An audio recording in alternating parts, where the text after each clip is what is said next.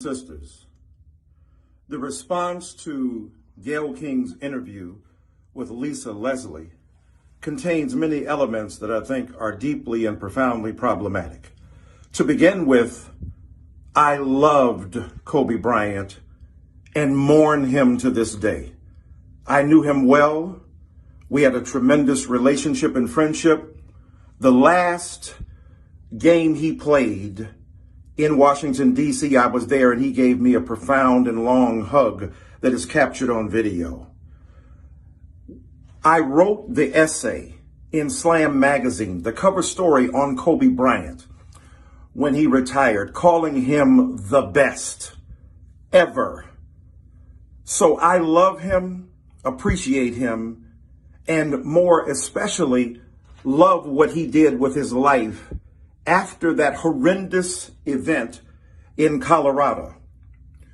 Many people, me included, believed Kobe Bryant when he said he did not rape that young lady. And yet he apologized to her because he recognized that though he thought it was a moment of consent, she did not. And instead of attempting to demonize her, he owned up to his own complicity in a situation that led this young woman to believe that he had done something to her against her will. And in confessing his own apology, he did not say that he raped her. He did not believe he did. He believed, therefore, in retrospect, that she did, and owned up to acknowledging the horrendous consequences of what happened. And not only did he give an apology, his life changed in the aftermath. When you notice Kobe Bryant's trajectory from that moment on, here was a man who was deeply and profoundly committed to his wife. He confessed his adultery to her. He apologized for that in public as well. And then he went on to have 4 daughters with her and to embrace women's sport, and to make certain that his own life was a testimony to the profound transformation that he endured as a young black man in America, and embracing his responsibilities. Yes, he acknowledged that there had to be change, a paradigm shift in his own life. And he didn't have to say that. He evidenced it in his own life, in his own living and transformation. And so I understand people who are deeply and profoundly upset at that interview between Gayle King and Lisa Leslie. I understand that. And there's a legitimate platform to be had by questioning whether Miss King should have raised it in that fashion. But think about it this way. Without her having raised it, Lisa Leslie would not have had the opportunity to speak to it in a profoundly compelling and cogent fashion, because Gayle King was not the only person asking that question. I didn't notice this venomous outrage by black celebrities and stars against the young white woman reporter from the Washington Post who didn't simply ask a question about Kobe Bryant's time in Colorado and the horrendous situation that occurred. She released an article, right, or reposted an article that talked about Kobe Bryant as actually having committed this particular crime, for which there was no legal finding, because after 14 months, the case was dismissed because the young woman refused to testify. We know it was complicated, as Gayle King said. We know that it was. Kobe Bryant himself admitted that. So we didn't go after that young white woman in the same venomous way that we're going after Gayle King.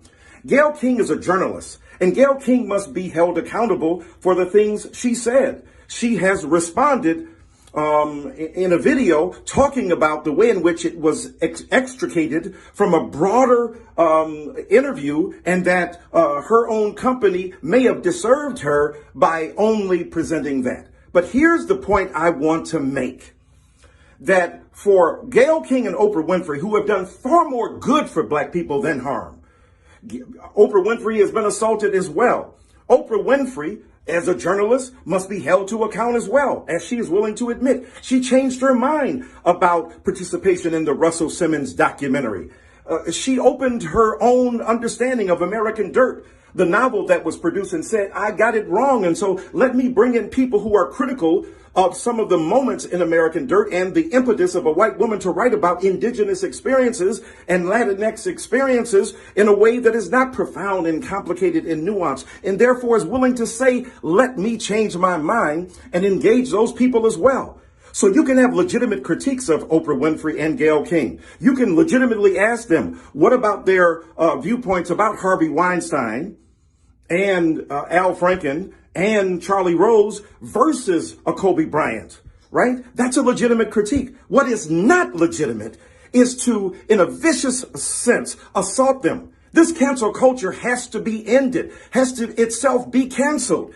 All the good that Oprah Winfrey has done, I have seen her in the home of Susan Taylor take pictures for 2 hours straight when Susan wanted to cut it off after an hour, thinking that Oprah would be inundated and unfairly treated. And Oprah insisted, I will take every picture with every black woman and man who stands in line to see me. And she dismissed them from groups. She said, no, you must have your individual picture.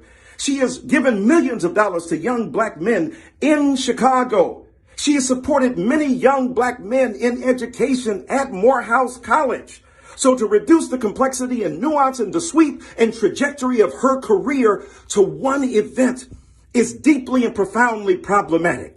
Gayle King last year at the NBA All-Star Weekend called on me to raise what she knew would be a challenging question to Nikki Haley, who was trying to be disingenuous about her particular perspective. And I wanted to confront her in this mostly white audience. Gayle King singled me out and called upon me to challenge her.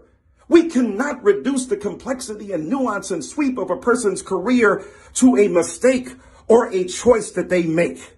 If you want to honor Kobe Bryant, don't go online calling women bitches and hoes and skeezers and sluts and hood rats and chicken heads. If you want to honor Kobe Bryant, love black women. Black women have stood up for black men far more than black men have stood up for black women.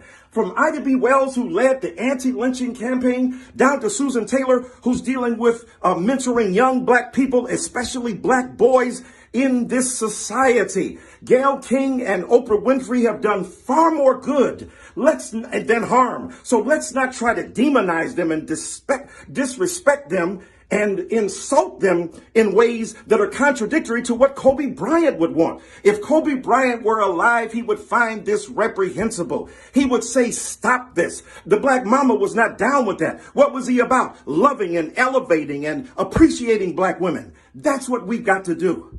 We cannot afford to continue to do this vicious thing where we hate on each other to the degree that we then dishonor the contributions that our women have made. Isn't that ironic? The very people who are talking about black people hurting other black people are hurting other black people. And if you're a black man and if you want to help black people, then stop making rap records that call women out of their name. If you want to be a black man who celebrates black women, then criticize some of those rappers. And I love rap. I got a book on Jay-Z out right now. Wrote a book on Tupac, one on Nas. I love hip hop. But you got to be critical. I find it just too rich and even ironic that rappers are speaking out, some of whom I love, against Gayle King, using horrible invective against her, not understanding that we have poisoned the well of perception of black women and black people far more than anything that Gayle King and Oprah Winfrey have done.